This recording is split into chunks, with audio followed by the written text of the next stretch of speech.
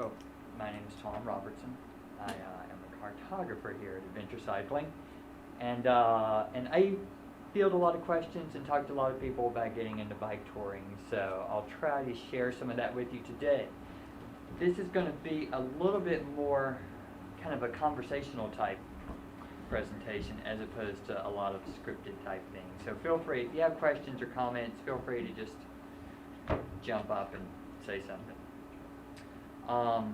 Plus I was on vacation last week, so I'm still kind of in vacation party mode. So if I start having fun, feel free to have fun with me.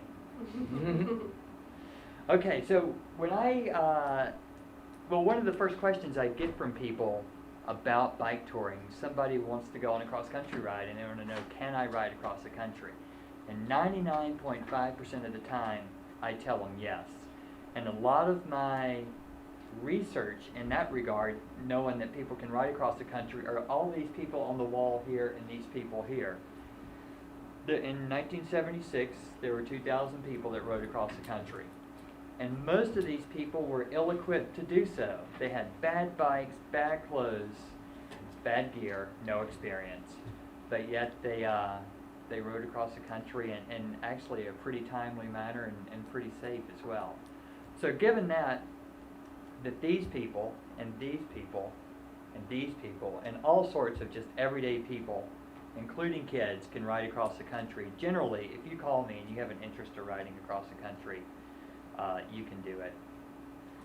So we do see a lot of people kind of mixing it up as well. For instance, these two women are nurses that live in different parts of the country, and they talk to each other and they talked about their dream of going across the country, and they ended up calling me, and before I know it, we kind of hooked them up with the route and they took off.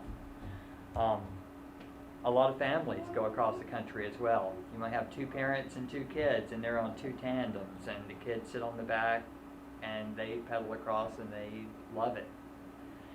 So if somebody's saying, can I ride across the country, I tell them yes. So the next step is, well, what kind of equipment do I need? Pretty much any type of bike we have seen here will make it across the country. It's good to have something that's a little bit durable, that you can carry gear with low gears.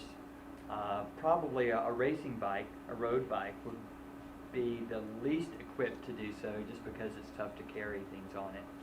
But any other type of bike can pretty much make it across the country. Even these bikes that they used to ride in the 70s, which are probably would be considered somewhat of a death trap these days, they went across and they did fine. And there's another story I relate to folks when they're talking about if their bike would make it across the country. There's a guy that has stopped in our office 3 or 4 times who dresses all in light blue. He calls himself Mary, and he rides a 3-speed blue bike. And he walks all the hills, and sometimes all of his gears don't work, but yet he just keeps going back and forth across the country. So if this guy who calls himself Mary can do it on a 3-speed, then any sort of bike that you have should work. Although the touring bike would be a little bit more comfortable and a little bit more adapt to actually making it across the country. So there are, when people are asking what type of bike that they need, I generally try to go on and ask them what kind of bike they have and then what their budget is and that sort of thing. But there are a couple of big companies, Cannondale and Trek, are 2 of the larger bike companies in the country, and they make specific touring bikes. And these bikes are generally pretty inexpensive and pretty durable. And as long as you have a touring specific bike that's set up for gear, for racks, and to carry things, then generally that's a good place to start. A lot of people call us and ask about the gear that we need. Sometimes if you go into a bike shop, the bike shops aren't as familiar with touring specific bikes as we might be, and sometimes you might get somebody that can help and sometimes not. And then again, there's the internet. Google knows everything. So the touring bike, it's really kind of up to you on what you're comfortable on, but generally just having something durable with low gears is a great place to start. Is now a good time to ask a question? Yes, you can ask a question. Why were those bikes you showed in some of the bike centennial pictures death traps? Well, maybe death trap's a strong word, but and I can't even remember the name of a lot of the brakes, of the top brakes that you would squeeze, yeah. and those things never really completely stopped you. But I like them. But they're fun. Maybe they're not death traps, but in regards to today's bike, they're just a little different. Combined with the weight that you're carrying, the brakes become especially important in touring. Good. So having good brakes is very important. Another thing that you might notice on the 70s photos, as opposed to a lot of touring bikes that you see today, is nobody there then really carried front panniers. And not only having front panniers do you get to carry more, but it actually, they sit a little bit lower on your front wheel, and they actually kind of keep that front wheel on the ground. An advantage. Yeah, and the people aren't wearing helmets either, which was awfully stylish in those days. Okay, so the next question after the person gets the bike down is you know, am I in good enough shape to ride across the country? Generally, just looking at these folks, a lot of these folks aren't going to be riding in the Tour de France or anything like that at all. This woman's name is Beth Boos, and she was a mechanic for FedEx, an airline mechanic, and she is not a bike racer, and she goes really slow and loves to tell you about it, but she has ridden across the country a few times and just can't get enough of it on her long wheel-based recumbent here. I've had people show up for a cross-country tour before with no fitness, with maybe riding 2 or 3 times, and so if you're on a long tour like that, those first 3 or 4 days might be a little bit of an issue, but once you get through those, you generally get in pretty decent shape after a few days. And a lot of times it's the legs and sitting on the saddle. That's kind of one of the biggest issues with actually getting in shape. So once you're in shape and you have your bike, one of the biggest things and biggest debates is how are you going to carry your gear.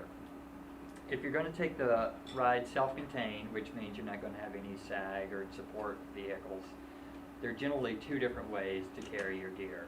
One is with panniers. And generally you'll have 2 front and 2 rear panniers and perhaps a handlebar bag.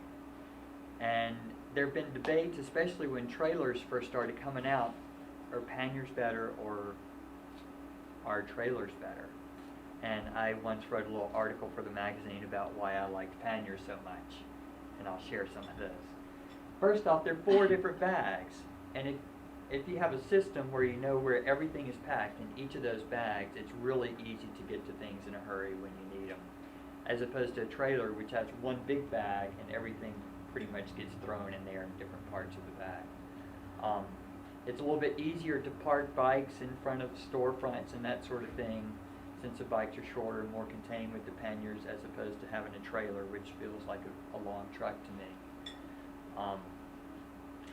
Just those 2 things really is a big thing to me, but other people I've traveled with that have had trailers, there's just one more tire on the trailer to go flat, and it will go flat eventually, which is it can be discouraging. It's also a different sized wheel, so generally people take spare tires on these long cross-country trails when you're going across the middle of the country and there are not a lot of bike shops just in case something happens. And if you have a trailer, you have another size tire, another size tube you have to carry, and a lot of different parts. That said, a lot of people love trailers. You can take the trailer off your bike and your bike's totally unweighted and you can go ride it like a regular bike. A lot of people do use trailers on off-road tours as well. It's a little bit easier hooking up to mountain bikes, especially if a mountain bike has full suspension or partial suspension. Putting panniers and racks on those type of bikes can get a little bit trickier. So just having a trailer a lot of times makes it easy. Another advantage of the trailer in the backcountry is that you can actually take the bike and with the trailer and kind of jackknife it. So it'll sit there, it's like its own little kickstand. Because if you're in the backcountry and there are no trees and you're just in a prairie, you ended up putting it down, and for whatever reason, things spill, people lose things that way. So that's, let's see, we have the bike, we have how to carry. One everything. last advantage, if I can interject Yes. quick, about the trailer is that when you have panniers, it's a lot of weight on your wheels. So you really need to have strong wheels if you're going to do that. Big advantage of the trailer, of course, is the weight's off your bike, so you can ride with lighter weight wheels. Another advantage of a trailer is you can put a backpack in it. So I love to bike and backpack, and so we did that in Hawaii, and we're able to bike for a few days, take a few days, and backpack. Literally was able to fit my whole pack in the bob trailer, and that helps to keep it organized as well. So even though they just give you a bob bag, you can create your own systems within the trailer that are just as organized as panniers. Heated up discussion. They both work. Is the bottom line. I love panniers. That's what I cycle with every day. They do, and it seems like the intensity of the discussion of trailer versus panniers has died down a little bit over the years, but it can be an issue for some people. So now we have our shiny new bike, we have our gear, and we're carrying it in some sort of fashion. The second most asked question I probably get is, where do I ride? A lot of people want safety is a big issue, and they want to see scenic things, they want to see things, they don't want too many hills, they don't want any wind. And so we try to take a look at all these things and come up with the best formula for them. We have here, we have at Adventure Cycling, we have a route network of about 36,000 miles of routes around the country. These are routes that we've been putting together since 1973, and they are long distance routes for touring. There are other organizations, state departments of transportation have bicycle coordinators within their departments, and states have also put together some bicycle routes in different states. There are also other organizations like East Coast Greenway and Mississippi River Trails that have their own routes, as well as other private companies that map bike routes as well. So it really is a mix, and there's a lot of different type riding out there. Some people want to ride on rail trails, and there's some longer rail trails in the country like the Katy Trail in Missouri, where you don't have to deal with traffic at all. One of our most popular routes for the last few years, at least with our map sales, is the Pacific Coast route. And we actually start in Vancouver, British Columbia, and end up down just south of San Diego. And this route is probably the most trafficked route that we have, but yet year after year it's the best-selling map. So I went and rode it 3 years ago just to see what all the fuss was about, and it was fantastic. There are a lot of cars on the route, there are bike lanes as well, but there are a lot of other cyclists. So it just seems to be that everybody's somewhat aware of everybody else, and it does make for pretty good riding. Our routes across the middle of the country, our long cross-country routes, which are northern tier, which is up here starting in Anacortes and ending in Maine, and then the Trans Am from Astoria to Yorktown, Virginia, and then the southern tier from San Diego to St. Augustine, Florida. All go coast to coast, and they just really take in all different sorts of riding. We're on trails, we're on roadways, we're on the interstate for a couple of times, which is legal to do in the West. But just a mix of roads. So there's just a lot out there. And so generally when we're trying to come up with a place for somebody to ride, they have something in their head that they want to do. They either want to be scenic or they want to go to this part of the country. So we just narrow it down from there, and then start looking for a route for them. Once getting out of the U.S., it can get trickier or it can get easier. There are countries in Europe that just have amazing bike route networks. Austria is a country that they have route networks all over the country. Every turn is signed. They're all color-coded, so you don't need to know German, and there's cyclists everywhere. If you want to go ride in Mexico, you're pretty much on your own once you kind of get down in the middle of the country, as far as both finding maps, finding routes, and staying out of the way of trucks, wayward trucks. And then there is our Great Divide mountain bike route, which is an off-road route from the Canadian border down to the Mexican border. And more it seems like people do really appreciate this, especially if you're trying to get away from traffic, because there's some long stretches of road here without any traffic. And you get to see a lot of different scenery, a lot of different sights, but again, you are kind of out there on your own. So this is a project this map we're working on with the AASHTO, which is the American Association of Highway Traffic Organization, which is in charge of signing all federal highway roads. So we are working on trying to get some different routes signed all over the country, and some of our cross-country routes, which would kind of raise the visibility of cycling a little bit more, as well as hoping to make it a little bit safer. So now, we are on our bikes, we're loaded, we have a route somewhere, and we're ready to hit the road. So, where do we stay when we're on the road? It really can vary. Generally, once people kind of have everything figured out where they want to go with their equipment, they start looking at where they're going to stay.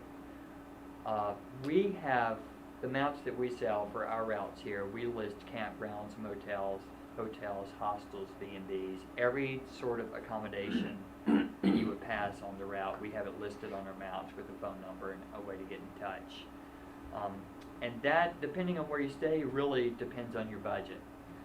There are people that will refuse to pay to stay anywhere overnight while they're going across the country, and they end up staying in fields, under bridges, setting up tents, meeting people along the way. And then there are other people, like my father, who don't camp at all, and he will stay in a motel every night. And so generally, between those two, there's a lot to play with. This guy has a hammock that he traveled around with, and we just try to set it up in different places. There are just sides of the road, especially in the West, when you go through a lot of national forests. There are places that you can just put your tent down and hope things go well. Then there are commercial campgrounds or private campgrounds. There are national forest campgrounds, all sorts of different camping. And generally, especially with our self-contained tours, and people that are riding across the country, it seems like over half the people will camp most of the time. When I've done cross-country trips, especially with groups, we generally will camp 5 to 6 nights a week and then stay inside one night a week, just to kind of not have to set the tent up every day. That seems to be one of the hardest things to really do, as far from my experience of doing long bike trips. It's not so much the hardness of the riding or the food or the conditions or weather. It's putting the tent up every night and then taking it down every morning. After a few weeks of that, you're so tired of taking that tent down. So staying inside once or twice a week really helps to kind of alleviate that. Then they're all, especially on the Great Divide route, there are all sorts of places that you can just throw your tent down and camp. And then kind of the other end of the spectrum, even more so than the motels and hotels, are bed and breakfast. And there are a lot of people that would just only stay in bed and breakfast. They love the kind of the customized feel of it. Though bed and breakfast can get a little expensive as well. So generally, you can stay anywhere. People that travel in groups of 1 to 2 to 3 to 4, especially if there's somebody really outgoing in the group. One of the best reasons why some people like to tour is the people that they meet along the way, especially in the middle parts of the country. So if you have somebody outgoing and you just start talking to somebody in these small towns, you can pretty much get invited to stay in somebody's house or in their yard or something like that most every night. That said, there's also another organization called Warm Showers, which is a network of people around the country. Anybody can join it. And if you join it, you get a list, you get access to their database. And these are people all over the country. For instance, Julie Huck here at Adventure Cycling is on it.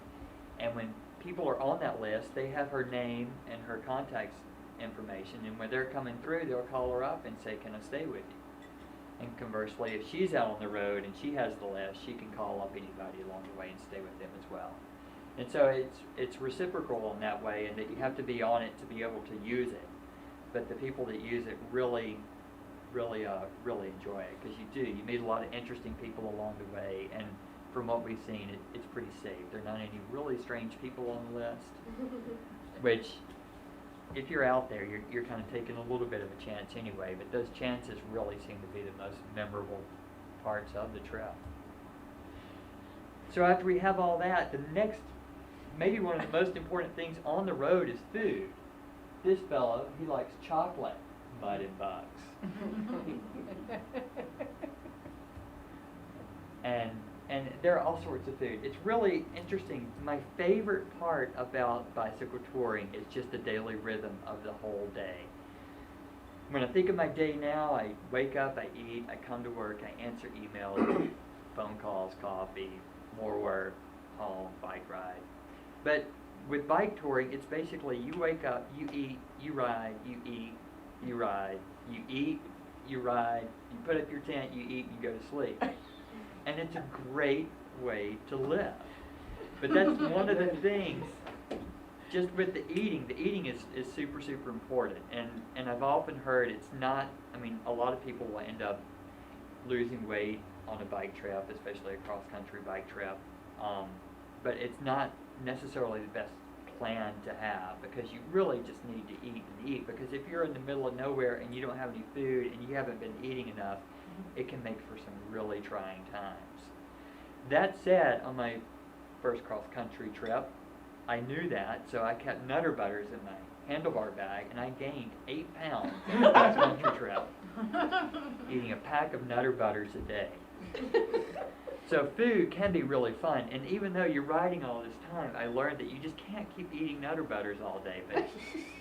But other food, generally food that's good for you, you can eat a lot of food, and you really do need to eat a lot of food. One of the challenges with food, especially riding in rural parts of the country and on our trips, is you'll go through small towns and they might have a grocery store or a restaurant. So this is when things can get really creative in convenience stores. You can make meals that feed 12 to 15 people just from a few shelves in convenience stores. And as you go along with your trip and you're out there day to day, you really you learn a lot. You learn a lot with food, you learn a lot with what you can eat. And it can even get to an extreme where John Stamstad, who is an endurance mountain bike racer, rode our Great Divide route a few years ago, and just for calories, he would get salad dressing and put it in his water bottles. And he would drink salad dressing to get this. He's also a big proponent of Spam. Yeah, I love Spam. So that's a little bit more on that extreme, but it's great. I mean, it just sounds great. You could just get a bottle of salad oil too, I suppose. Exactly. And the third most asked question is, well, what happens if things go wrong?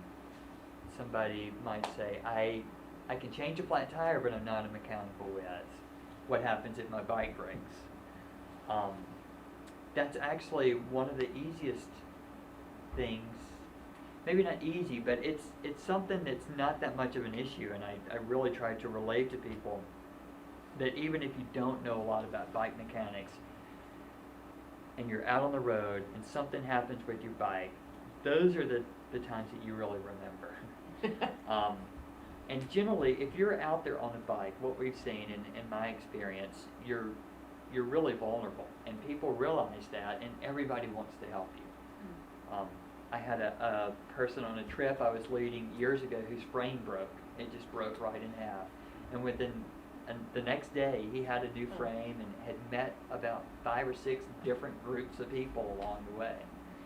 So really, it's easy if you're out there on your bike and something breaks to either flag somebody down or hitch a ride.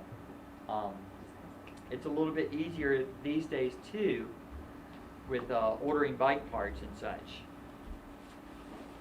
With bike catalogs and that sort of thing, if you need something right away, you can order something, have it overnighted, and you're just pretty much stuck for a day.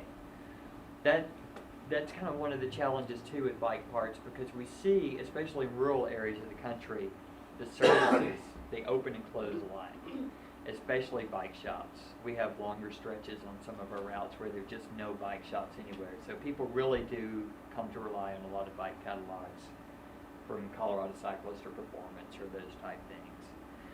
And generally, if you're in a small town and you have the parts and you don't know how to fix it, if you just start talking to local people, there's some guy that's got some barn that has all the parts and he can probably fix it for you. And over again we hear stories like this, and this is what happened, and I met this guy, and he's the kookiest guy, but he's great, and sending Christmas cards every year, and it's those sort of experiences that really seem to pop up.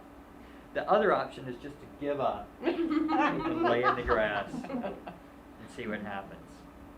But it's not just bike issues that can go awry on a trip. Weather, hurricanes, floods. This guy had a glacier get in his way.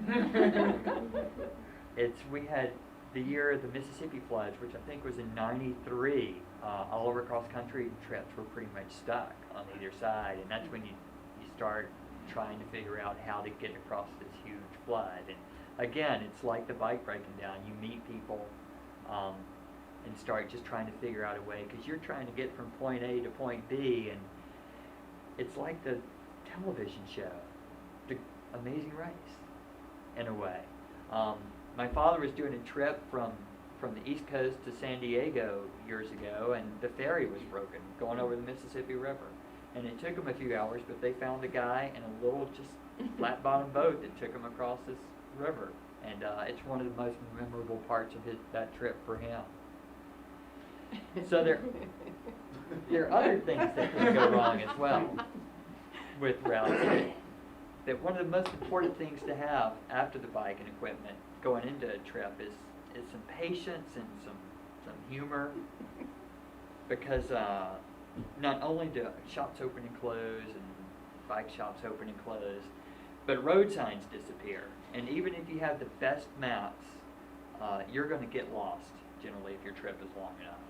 And so it's best not to freak out in those moments. And again, it's another way to start talking to locals. One of the challenges to talking to local people, especially, most of the people are car people, and when you say, how far is the campground down the road, and they'll say, it's only 5 minutes. 5 minutes could be 5 or 6, 7 miles for some people. And just a little point about safety too that I try to relay to people is just really to kind of keep your head up and looking on a swivel, because this is all sorts of things can derail a trip, from getting hit by a car, which hopefully will not happen, to even just falling. And so, for instance, on even something like this bridge, I would ride up to this bridge and I would look at it and I would see those boards and I would see they're wet, and I would say to myself that, if you go into the bridge with a little bit of turn and you just fall on that, it can end a trip in a hurry. But the good news is, if you're bike touring and you have 4 panniers on and you fall like that, there's a buffer for the bike that actually kind of holds you up as well a little bit.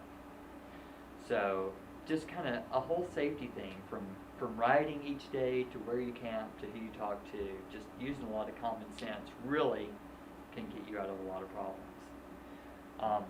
Another note on safety, the biggest issue with safety seems to be traffic.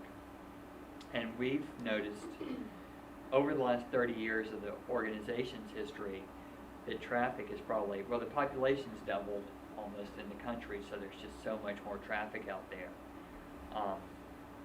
But it's not necessarily that much of an issue other than just cars coming by you and noise.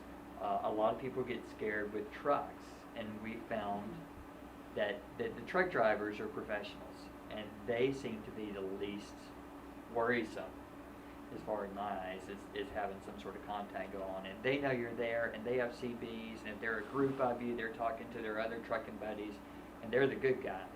It's the people in the rental RVs that you have to watch out for, and especially the RVs with the mirrors coming out the side.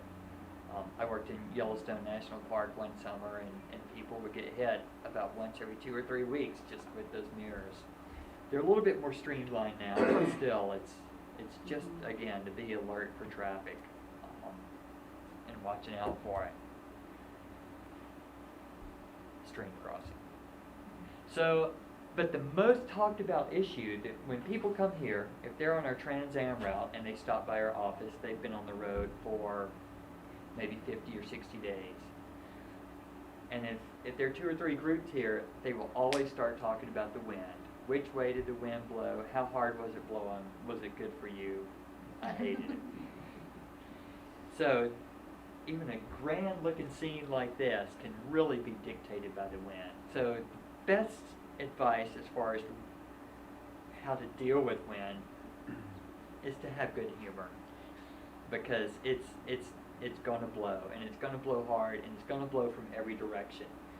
A lot of people think that since the jet stream blows from west to east, that as long as they're riding west to east, they would just get blown all the way across the country. That's what they want. Somebody wanted a tunnel built with a wind machine on one side and just screaming across the country. But from what we've seen, all winds are localized. There are a couple of places in the country where it is pretty specific. Down the Pacific coast, you want to ride north to south in the summer. There's an area across Wyoming where it's going to blow from west to east. And up the Columbia Gorge, I did a trip a couple of years ago from Astoria back to Missoula, and we really had pretty big tailwinds, even in Montana the whole way back. But you can't count on it, because it can just as easily turn the other way. Our northern tier route, going across eastern Montana and North Dakota, I hear all the time somebody was saying, I'm going across. 2 days in a row, I had the biggest tailwinds ever, and I woke up the next morning and it's blowing just as hard the other way. So a lot of times, if you are getting good tailwinds and you have some sort of table, it's good to just ride those things and just keep going, because you're going to hit days where it might not be as favorable.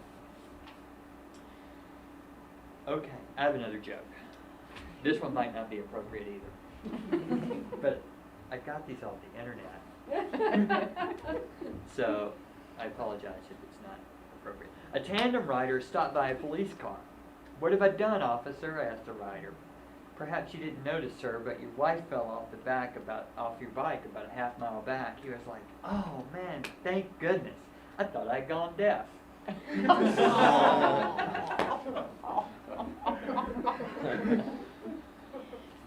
Okay. Money. It's more of an issue for some people than others. A lot of times we've tried to figure out, how much it costs, and again, it can really vary, the cost for a cross-country ride, a week-long ride. But just to kind of give you the different ends of the spectrum, I've talked to people. We have a few groups of college people that come through every summer, and these people are camping a lot for free. They're pooling their money to make group food, and they're going across the country on $5 or $10 a day. And then there are other people, if you're traveling solo and you're staying in a motel every night, you can spend up to a couple of $100 a day. So it really helps, especially if you want to keep costs down, to camp, to meet people along the way, to join the warm showers list.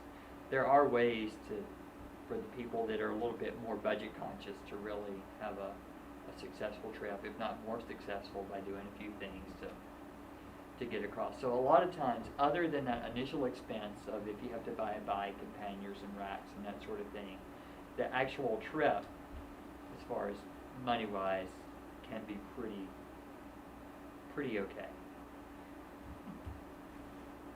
So let's see. This is how you straighten your wheel? Yes, exactly. The socialness of it. One of the secrets to social survival, and this is just kind of ensuring that you have a good trip across the country and different ways to kind of interact with people. One thing is just the riding. It's always good to ride in single file. Don't start spreading across the roadways, having cars slow down. Don't flip off truckers, because they're our friends. And just, it's a little bit different than if you went for a ride in your hometown and you got out there and a car cut you off and you're all at them. It's best to kind of keep a smile on your face when you're kind of out of your environment, because you don't know who these people are. And again, something might happen, they might do something to you, but other people see it as well. It's basically when you're out there, especially in rural parts of the country or places where they don't see many cyclists, you are an ambassador for bicycling. So anytime somebody thinks of a bicycling, they'll think back to when their encounter with you, and depending on that, if that was good or bad, kind of colors their whole aspect of it. On a trip I had leading a group, we got yelled at by a drunk guy in a restaurant because we held him up in his car. I know, he was drinking and driving. It was the only time over a 65-day trip that we had any encounter with anybody. And it was in a small town, and he yelled at us in a restaurant. There were other people there, and the rest of the time, and then he left. The rest of the time in that town, everybody kept coming up to us and apologizing us. It worked its way all over town, so people really do notice that. So if you're all geared up in your bike gear and you're in a restaurant or something like that, people, especially in small towns, and I grew up in a small town in the South, if there's a stranger in town, people are looking at you. So it's good to make eye contact with people, to say hello, to smile, to ask questions. We try to encourage people to take off your helmet, take off your glasses, and maybe even put something on over your Lycra if you're wearing all Lycra. And another big thing that really leaves an impression on people is tipping. So we try to encourage people to tip well, especially on our trips, because it gives that lasting impression. When other cyclists show up, they'll be treated nicely, especially because those last people just tipped well. And another big thing that's happened over the years, especially on established routes, these people see cyclists over and over and over. So it's good to kind of minimize your impact with them. For instance, if you're stopping at a cafe in Lander, Wyoming, and there's not that much room on the sidewalk, it's not good to pile like 8 or 10 bikes right in front of the entrance of the cafe so other people have a hard time getting in there. It's just those little things about trying to minimize your impact in these smaller communities while being somewhat open. But again, tip well is the biggest thing out of that. So what we've kind of covered so far has been a little bit more geared toward road cycling. But in mid-1990s, we developed the Great Divide mountain bike route, which is the first and longest off-road bike route in the country or the world that we know of. And we're in the midst of starting to talk about doing another one, but people really love to do this. One, people that want to get away from traffic, it's been a big hit with them. But other people, old backpacker people, really enjoy it as well. We tried kind of coining bike packer a few years ago. That's why I stumbled over that, just to try to kind of get more of these people involved in it. It allows you to get to a lot more remote places. Again, the no traffic. I mean, that keeps coming up with a lot of people. And you're away from people. The people that you do encounter along the way, a lot of times are ranchers or people in really, really rural areas. And when they see somebody new, they're not really suspicious. They just want to talk to somebody else, it seems like. New faces. So it's just another way of doing the same thing with a little bit different style. A lot of people that ride off-road will take panniers.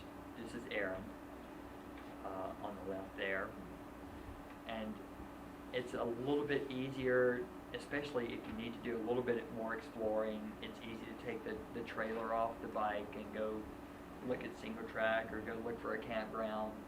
And so it's got a lot of positives. There's some other challenges that go along with it though. One is you're not going to be passing a lot of bike shops. So you really do need to have a little bit more mechanic-wise skills to get through here. Water can be an issue. It's just like backpacking. You need a filter or something similar to avoid the nasty intestinal issues. And 3, you really have to have a good attitude going in it because you will get lost. uh, you will get lost if you're off-road touring generally. For instance, our Great Divide route that goes from Canada to Mexico, we have it mapped, but going through national forest and other lands, especially with logging, and if they're doing active logging in there, they're building roads all the time. So these roads that aren't built yet obviously don't show up on the map. So if you get to a junction and you see a new road, it can be pretty confusing. So it's really important, especially if you have a route that is laid out, it has mileages, it's important to have a pretty good calibrated bike computer, or it really helps minimize getting lost. Some people really enjoy getting lost on these type things, but others like myself don't. There's another thing that's come up with Aaron, and maybe he can talk a little bit more about it, is some people have ultralight touring on the mountain bike, and basically it's similar to backpacking probably, that you really work to try to get the weight down on the bike, and it makes it a little bit more enjoyable as far as having, let's see if we have just a small pack on the back of the bike and then a small backpack. And this is, who is this? Oh, that's Matthew Lee, who won the last 2 Great Divide mountain bike races, which is a race that goes 2,500 miles along the whole Great Divide route. And people actually race it. And he rode it last year in 17 days. And it was from these racers that I got the idea of mimicking this for just, more leisurely rides. And this, what he's carrying right there is, in essence, exactly what he used to ride 2,500 miles. And just that little stuff sack on his rack and the backpack. And I mean, the same thing could carry over to road riding as well. We just use it for trails. It's about 15 pounds of gear total, and that actually includes the rack. And so it makes the riding much more pleasurable. And your camp life isn't as luxurious because you don't have all the extras. But you're trading comfort on the bike for comfort in camp.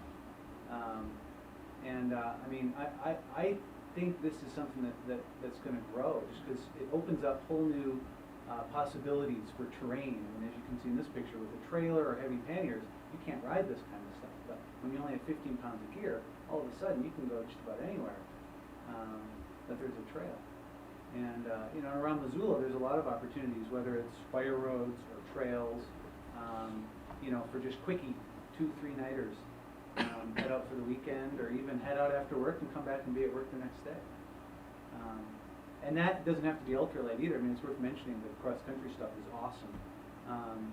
But there's certainly plenty of opportunity just to get up for a night and sleep out under the stars and just ride out and enjoy yourself and ride back. And that's a great way to get warmed up for a cross-country ride as well, to get used to your systems and make sure all your stuff's together. And I look forward to doing that a lot this summer, just run motors. And I've mentioned a lot too, a lot of cross-country trips, but not everybody has 2 or 3 months to take off to go ride their bike across the country. And it seems like the majority of people, they just want to go somewhere for 5 days or 3 days or a week-long trip. So that, in something in this case, that is really feasible, especially if you're going to do a credit card tour. I did a trip last year from here to Dillon and back, a loop that was 6 days, and I just took front panniers and a small handlebar bag. I ended up staying in motels every night, but it's one of the best trips I've ever done, and it was just a week, and it was just from my house back to my house, just a loop, and it was just spectacular. There really is something, and I still haven't been able to put my finger on it exactly, about bike touring. I just spent a week last week in the desert, biking every day. We were camping at the same spot and going to do bike day rides and then coming back to the same spot. But there's something with bike touring, going point to point, that you're actually moving somewhere that's just really, it's just awesome. It's you're doing it all under your own power. You're fueling yourself with good food, hopefully, and carrying everything yourself. And there's just something somewhat spiritual about it to a lot of people. And once you do a tour or two, it can really be addicting. So that's, and again, a lot of people, depending on what you like to do, like this is Aaron's father. And Aaron's done a lot of off-road type things, and it's kind of that backpacker mentality too, that people really like to get away from civilization and get up there. And with the off-road stuff, it allows you to really to get away from folks and to camp where you want to, and you have a lot more flexibility in some issues and a lot less in others. But again, you can do trips like this, like even a day trip up into the Rattlesnake on the main corridor and camp and then come back. Can be just as exciting as a 2-month trip along the Great Divide mountain bike route, doing it every day. So it is. It's not just cross country, folks. It's even those smaller trips that sometimes are the best ones. The one I did down the Pacific Coast, which I couldn't get enough of. I like my coffee. And a lot of times, if you want to drink good coffee, going across the middle of the country is not where you want to be. But if you're going down the California coast, you have a lot of services, a lot of things to see. They have hiker-biker sites in all the campgrounds in different parts of the country, but especially along the Pacific coast, which they're state-run parks, and they're separate areas for people just hiking and on bikes, and they are the best parts of the campground, right on the beach and the trees, away from the RVs, and it's just really fun. And then you start meeting other people that are doing the same thing. And I'll say finally, on the cross-country trips and on these tours and routes, especially that get ridden a lot, one of the really fun things about it is finding other people that are doing it. And you might meet somebody, you're both going the same direction, you might stay together for a week. And then you might split up, they're going somewhere else, they're going somewhere else, and you felt like you're the best of friends for that week, and then you might never see them again, but you always remember them and remember those encounters. So that's pretty much it. And I know I've covered a lot of stuff and a lot of kind of basic stuff, but we here at Adventure Cycling, we've been around for 30 years, and our big goal here is to get people on the road and bike touring and try to give them the means and the knowledge and where to go and equipment to buy and that sort of thing. So if you ever have any questions, you can feel free to come in here or give us a call. And my name's Tom Robertson, but everybody else that works here, they can help you as well. So that leaves just a couple of minutes. If you had any specific questions or comments or any sort of suggestions, reactions. Did you talk about clothing? I did. That is something that we really see. It varies as well. You'll see people that are geared up in Lycra. We see all sorts of different people coming through here. Somebody will look like they're just going out, that they were just in a bike race. They're in shorts, they're in jersey.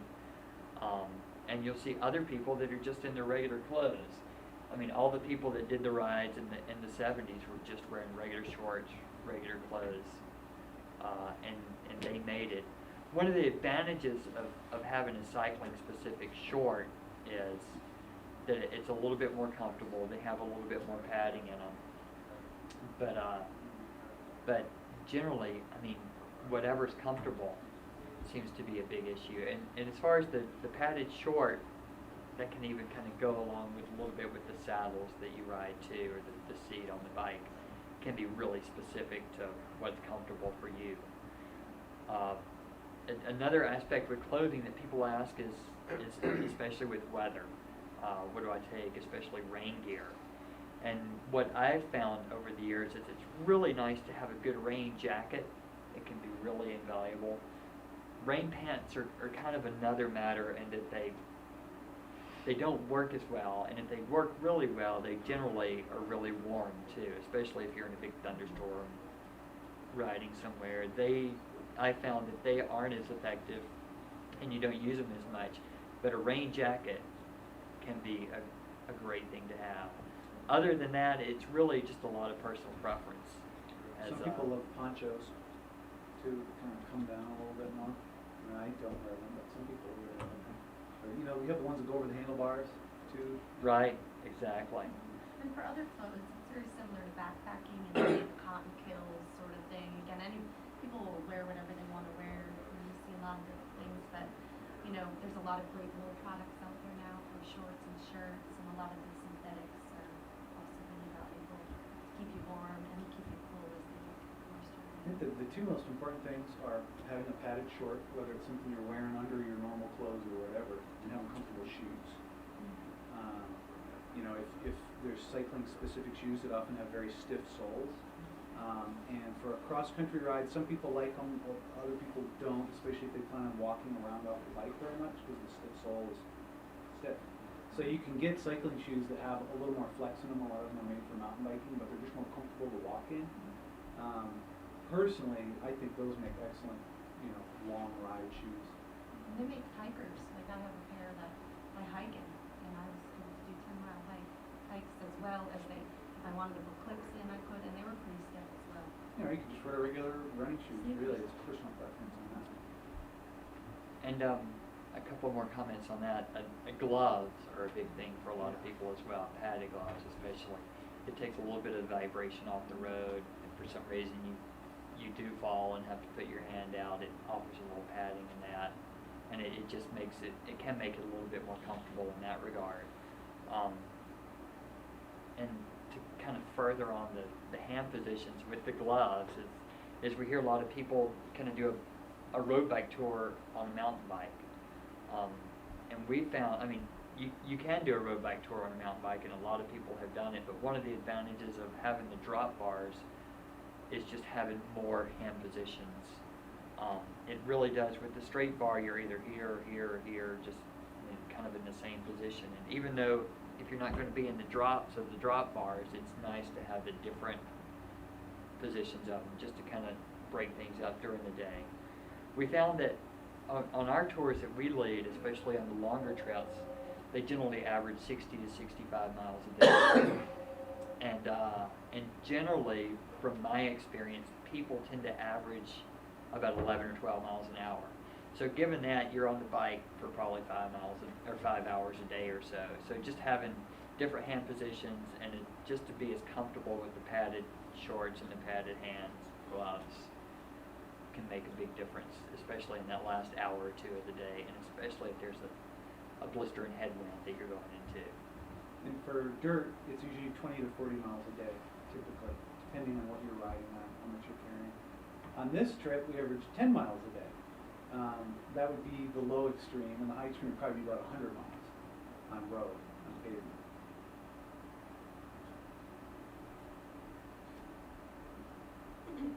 Do you do very much cycling for the cities? You know, what's special about the cities and rules and ideas and stuff? As far as our routes or just getting people on the ride? Well, our routes, we do. We go through a lot of cities. We go through big cities. And what we found with that is generally, what we try to do when we're putting a route together is to find places to get in touch with cyclists to see where they go to find the best specific cycling places. A challenge of going through the cities generally is it's a little bit more expensive whether you're going to try to stay or eat. There are generally not that many campgrounds in the cities, and there's a lot more traffic. But generally, especially the more progressive cities have bike lanes and bike paths, and people are used to seeing those people on the route. So it's, in a lot of ways, it's just the same as if you're riding through the middle of the country, but in other ways, it's just good to be more alert on all sorts of scale as far as traffic, potholes, broken glass, people looking to steal your panniers. So it's just being a little bit more aware in the cities, but on the whole, it's really similar. It's also worth adding that a lot of cities have bicycle maps that show the best ways to get around. And Adventure Cycling actually has a website and a publication called the Cyclist Yellow Pages. that lists a lot of these maps and resources for getting in and out of cities.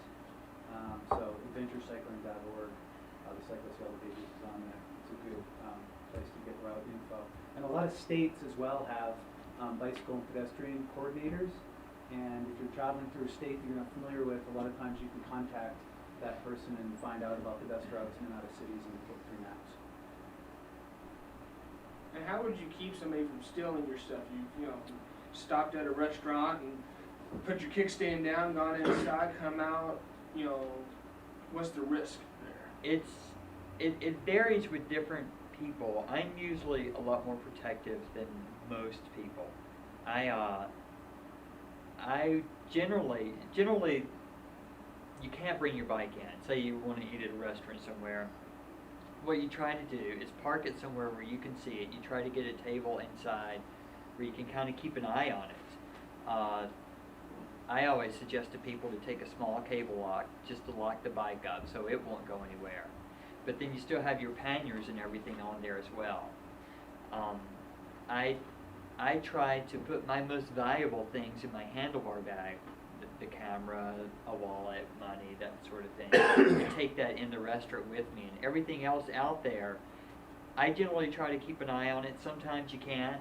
You know, you have your bike cable locked to something, but still everything out there is kind of exposed. And at that point, it's just a lot of trust.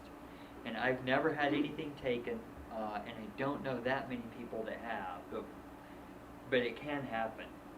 So it's just, depending on the situation, I always try to keep an eye on it, and if I can, I'll go out and check on it every couple of minutes. But again, you're kind of having some trust in there as well. A lot of people do, camping wise, they'll take everything out and lock their bike up. But again, a lot of people I've talked to, they'll stay in motels, especially if it seems like a little bit sketchier place, or a place where they don't feel it's safe, just to have a place to lock things up and then go out and explore. But it can be an issue, and things do get taken sometimes, but for the most part, it doesn't happen. So there are some things you can do, but still you're kind of trusting everybody out there as well.